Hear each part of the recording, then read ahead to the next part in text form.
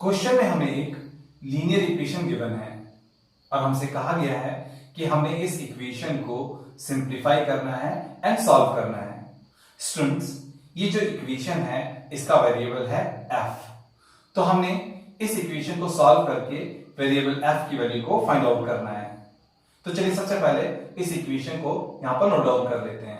Equation हमारा है 0.25, bracket में है 4f-3, फिर है ब्रैकेट क्लोज, फिर है इज इक्वल्स टू, फिर है 0.05, फिर ब्रैकेट में है 10f-9, फिर ब्रैकेट क्लोज। चलिए अब हम सबसे पहले जो ये ब्रैकेट्स हैं इनको रिमूव करेंगे, ठीक है। तो जब हम इस ब्रैकेट को रिमूव करेंगे, ब्रैकेट के बाहर है 0.25, तो हम 0.25 से ब्रैकेट के भीतर जो ये दोनों टर्म्स हैं इनको मल्टीप्लाई करेंगे। हम 0.25 से 4f को भी मल्टीप्लाई करेंगे, 0.25 से -3 को भी मल्टीप्लाई करेंगे, तब हमारा लेफ्ट हैंड साइड हो जाएगा। जब हम 0.25 से 4f को मल्टीप्लाई करेंगे तो आएगा 1.00f। फिर जब हम 0.25 से -3 को मल्टीप्लाई करेंगे तो आएगा -0.75। अब यहां पर इक्वल्स टू है तो लगा लेते हैं इक्वल्स टू। तो जब हम इस ब्रैकेट को रिमूव करेंगे तो हम 0.05 से 10f को भी मल्टीप्लाई करेंगे एंड 0.05 से -9 को भी मल्टीप्लाई करेंगे। तो जब हम 0.05 से 10f को मल्टीप्लाई करेंगे तो आएगा 0.5f, क्योंकि जब हम 10 से 0.05 को मल्टीप्लाई करेंगे तो जो ये डेसिमल पॉइंट है वो एक राइट की तरफ को शिफ्ट हो जाएगा, तो ये बन जाएगा 0.5। अब पॉइंट के आगे तो हम एक ही जीरो लगाते हैं, तो एक जीरो को यहां से रिमूव कर लेंगे, ठीक है। तो 0.05 से 10f को मल्टीप्लाई करने पर आ गया 0.5f। अब जब हम 0.05 से -9 को मल्टीप्लाई करेंगे तो आएगा -0.45। अब इस इक्वेशन में ये दो f वाली टर्म्स हैं, ये दो f वाली टर्म्स हैं। हम इन दोनों f वाली टर्म्स को लेफ्ट हैंड साइड में रखेंगे, ठीक है, क्योंकि 1.00f पहले से लेफ्ट हैंड साइड में है तो हम इसको एज इट इज यहां पर नोट डाउन कर लेंगे 1.00f।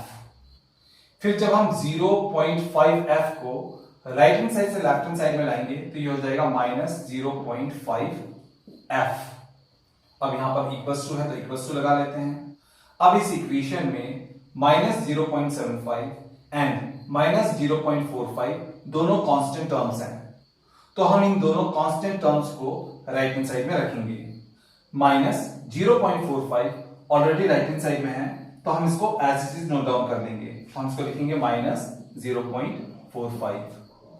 अब जब हम -0.75 को लेफ्ट हैंड साइड से राइट हैंड साइड में लाएंगे तो ये हो जाएगा +0.75। चलिए अब हम क्वेश्चन को आगे सॉल्व करते हैं। लेफ्ट हैंड साइड में हमारे पास में है 1.00f और इसमें से हमने माइनस करना है हमने 0.5f को। तो f यहां पर कॉमन है, f को तो as it is note down कर लेंगे। जीरो के नीचे यहां पर कुछ भी नहीं है तो जीरो के नीचे जीरो लगा लेंगे, जीरो में से जीरो को माइनस करेंगे तो आएगा 0। अब यहां पर है 0, 0 में से 5 माइनस नहीं होगा तो यहां से 1 कैरी लेंगे तो ये हो जाएगा 10, 10 में से 5 को माइनस करेंगे तो आएगा 5 और आगे पॉइंट है तो पॉइंट लगा लेंगे। अब यहां पर रह गया 0, 0 माइनस 0 हो जाएगा 0।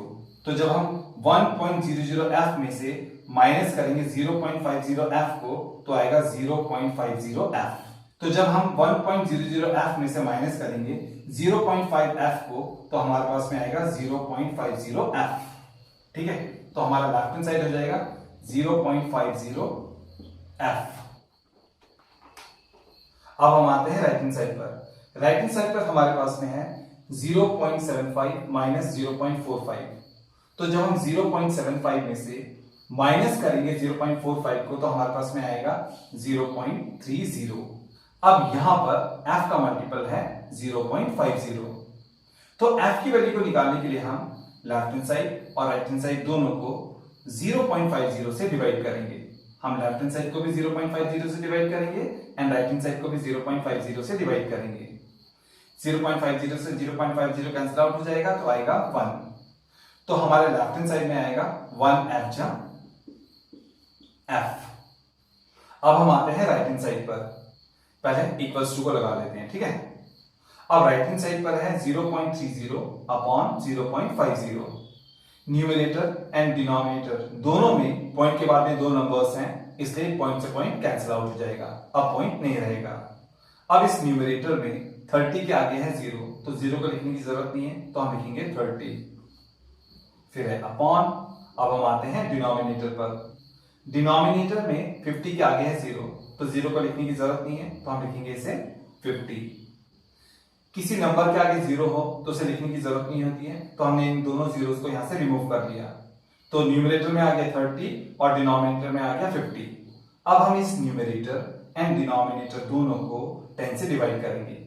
तो जब हम 10 से 30 को डिवाइड करेंगे तो आएगा 3, और जब हम 10 से 50 को डिवाइड करेंगे तो आएगा 5। तो हमारा f आ गया 3/5।